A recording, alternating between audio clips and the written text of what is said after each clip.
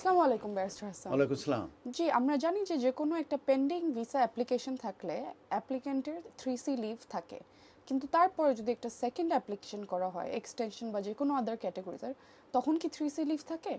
Answer হচ্ছে yes. বিষয়টা আমি একটু এক্সপ্লেন করি। সেটা হচ্ছে যে কেউ যদি মনে করে যে তার ভিসা শেষ হওয়ার আগে সে একটা এক্সটেনশন অ্যাপ্লিকেশন করলো, তো এক্সটেনশন অ্যাপ্লিকেশন যেহেতু ভিসা শেষ হওয়ার আগে করেছে, অতএব সে কিন্তু থ্রি সেকশন 3 দ্বারা কিন্তু প্রোটেক্টেড হবে, অতএব সে কিন্তু লফুলি থাকছে with the previous condition of their visa. তো এই অ্যাপ্লিকেশন চলাকালীন সময়ে যদি তারা আরেকটি অ্যাপ্লিকেশন করে, সেই অ্যাপ্লিকেশনটাকে বলা হয়ে থাকে ভ্যারিয়েশন অ্যাপ্লিকেশন। যখন এই আরেকটি ভ্যালিড অ্যাপ্লিকেশন ভ্যারিয়েশন অ্যাপ্লিকেশন করা হয়, সেই অ্যাপ্লিকেশন চলাকালীন সময়ে কিন্তু তার 3C লিভ কিন্তু থাকবে এবং সে সেকশন 3C দ্বারা কিন্তু প্রোটেক্টেড হবে। উদাহরণস্বরূপ আমি বলি যে কেউ হয়তো বা দেখা যাচ্ছে যে প্রায় সাড়ে 9 বছর ধরে ইউকেতে আছে লফুলি, তখন আর 6 মাস তার বাকি আছে সেটেলমেন্ট হতে।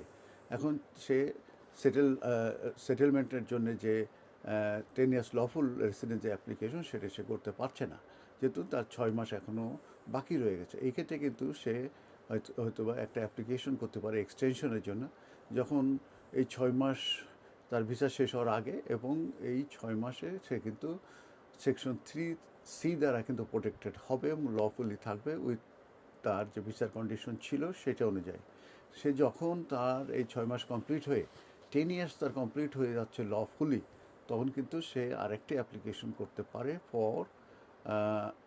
ফর সেটেলমেন্ট, এবং সেটা হচ্ছে 10 ইয়ার্স লফুল রেসিডেন্সের বেসিসে।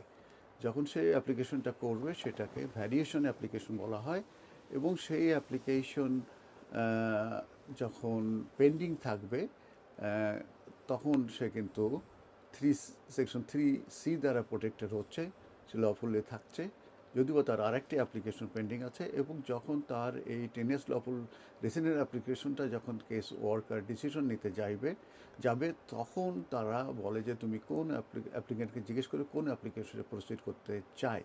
তখন ইনিশিয়াল যে অ্যাপ্লিকেশন মূলত করা হয়েছিল এক্সটেনশনের জন্য, সেটা সে বলতে পারবে যে এই অ্যাপ্লিকেশন আমি প্রসিড করতে চাই না। আইএলআরের জন্য যে অ্যাপ্লিকেশন 10 ইয়ার্স লফুল রেসিডেন্সিয়াল বেসিসে, সেটা আমি প্রসিড করতে চাই। অতএব কোনো এক্সটেনশন অ্যাপ্লিকেশন করার পরে যদি আরেকটা অ্যাপ্লিকেশন করা হয়, সেটাকে ভ্যারিয়েশন অ্যাপ্লিকেশন বলে, এবং সেই ভ্যারিয়েশন অ্যাপ্লিকেশন চলাকালীন সময়ে সেকশন 3C দ্বারা প্রোটেক্টেড হবে এবং লফুলি থাকবে। এবং সে যখন ওই প্রথম অ্যাপ্লিকেশনটা যখন প্রসিড করবে না, তখন তাকে কিন্তু সেই অ্যাপ্লিকেশনের যে ইমিগ্রেশন হেলথ সার্চার সেটা ফেরত দিয়ে দেওয়া হবে, কিন্তু অ্যাপ্লিকেশন যে প্রসিডিং ফিস সেটা কিন্তু হিউম্যান রাইটসের বেসিস হলে সেটা কিন্তু ফেরত দেওয়া হবে না। এবং 10 ইয়ার্স লফুল রেসিডেন্স অ্যাপ্লিকেশন যখন কনসিডারেশন করা হবে, তখন কিন্তু সে যদি রিকোয়ারমেন্টগুলো স্যাটিসফাই করতে পারে, তাহলে কিন্তু indefinite leave to remain in the UK দেওয়া হবে। অতএব আনসার হচ্ছে যে ইয়েস, যদি এক্সটেনশন অ্যাপ্লিকেশন ইন টাইমে করা হয় ভিসা শেষ হওয়ার আগে, পরবর্তীতে ভ্যারিয়েশন অ্যাপ্লিকেশন করা যায়, এবং ভ্যারিয়েশন অ্যাপ্লিকেশন চলাকালীন সময়ে কিন্তু সেকশন 3 তারা প্রোটেকশন দেবে এবং সে লফুলি থাকতে পারবে। ধন্যবাদ। ধন্যবাদ ব্যারিস্টার হাসান।